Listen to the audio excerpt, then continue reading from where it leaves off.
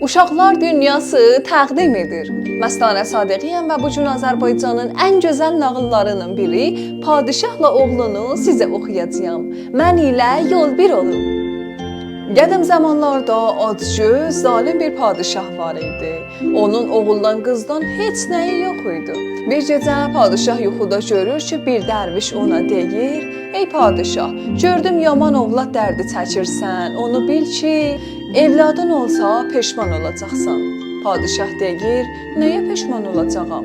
Dərviş deyir: "Nə əkib sən onu da bitəcəksən. Sən rəiyyətə zülm edirsən, oğlun da sənə zülm edəcək." Bəli, padişah yoxsundan 9 ay 9 gün keçir. Arvadının bir oğlu olur. Uşaq qurşağacan ilan, qurşaqdan yuxarı adam şəklində doğulur. Padişah bunu eşidib halı pisəlir. Görmüşük ki, adam ayba-ay, ilbə-il böyüyüb boyatar. Amma bu uşaq saat böyüyüb yekəlirdi. 1-2 ilin içində 18 yaşında oğlan boyunda olmuşdu. İlan bir gün görür, atası qabağını kəsib deyir: "Ata, Rum padişahının qızını mənə al, evlənmək istəyirəm." Padişah dedi: "Ey bədbəxt oğlu, sənə kim qız verər?" Oğlan deyir: "Onu bunu bilmirəm. 3 günə kimi Rum padişahının qızını mənə almasan, səni elə vuracağam ki, bir də özünə gəlməyəcəksən." Padişahın canına üşütmə düşür. Vəzir vəkili çağırıb tədbir istəyir. Belə qərara gəlirlər ki, ayrı bir qız tapıb ilanı aldırsınlar ki, Rum padişahının qızıdır. Padişah həmin gün oğlunu çağırıb deyir: "Sabah toyundur."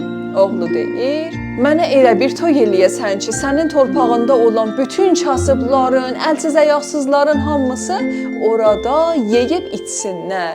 Durub gedəndə də hər adama bir xələt verməlisən. Əgər deməklərimi eləməsən, özünü ölmüş bil." Bəli, padişah canının qorxusundan xəzinəsinin yarısını xərcləyib və oğlu deyən toyu düzəltdi. Özü də bir dərə duz qızı tapıb evləndirdi ki, deyirsən Rum padişahının qızıyam. Gecədə durub ilan oğlanın başını əzərsən. Qız razılıq verəndən sonra toy başlandı.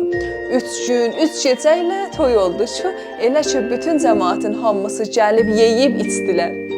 Gedəndə hamısına da xələt alıb getdilər.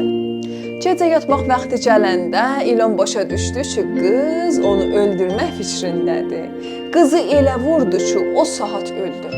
Səhər padişah əhvalatdan xəbər tutanda canına üşütmə düşdü. İlan yenə padişaha tutub dedi: "İndi də mənə Çinin padişahının qızını almalısan. Əgər almasan, səni elə vuracağam ki, qaralıb kömürə dönəcəksən."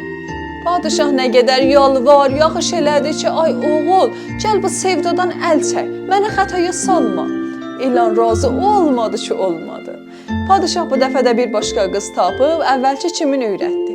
Oğlunu çağırıb dedi: "Sabah toyundur."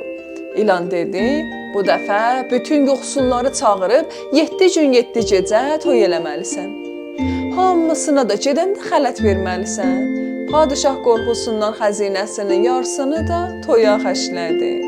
Toy gecəsi gəlin evə gələndən sonra oğlan bu qızı da çalıb öldürdü.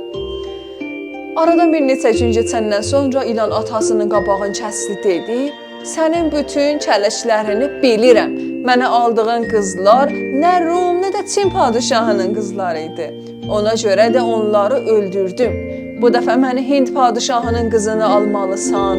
Özü də 40 gün, 40 gecə elə bir toy eləməlisən ki, dünyada heç kim belə toy görməmiş olsun." Padişah gördü ki, bu dəfə oğlunun dediyini yerinə yetirməsə, canına qurtara bilməyəcək. Odur ki, bütün var-yoxunun hamısını töküb Hind padişahının qızını aldı. Xəzinəsində nə qədər qızıl, gümüş var idi, hamısını kasıblara payladı. Xəzinə tamam boşaldı. Toy gecəsi padişahın əli ürəyinin başında qaldı ki, yəqin ilan bu qızı da vurub öldürəcək. Onda Hind padişahına nə cavab verəcəyəm? Hər tərəfdən ilanla qıza güdükçü qoydular. Güdükçülər gördülər gecənin bir vaxtı ilan dönüb bir gözəl oğlan oldu ki, elə bir 15 gecəlik aydır. Adamlar tez gedib gördüklərini padişaha söylədilər. Padişah sevindiyindən bilmədi neyləsin. Səhər oğlunu yanına çağıtdırıb dedi: "Oğul, bu nə əhvalat idi? Bir məni başa sal görüm, sən niyə mənə zülm elədin, xəzinəmi boşaltdın?" Oğlan dedi: "Bütün bunlar sənin elədiyin işlərin bəhrəsidir. Nə əkmişdin, onu da biçdin. Zülmlə yığdığın var dövləti kasıblara qaytardın. Mən də cəmaətin alqış duasından qəşəng bir oğlana döndüm." Siz də bəyəndiyiniz ən gözəl kitablardan, nağıllardan, şeirlərdən və oyunlardan video çəkib və bizə göndərin ki, həm öz adınıza bizim kanalımıza yayılsın, həm də bizdən hədiyyə alın.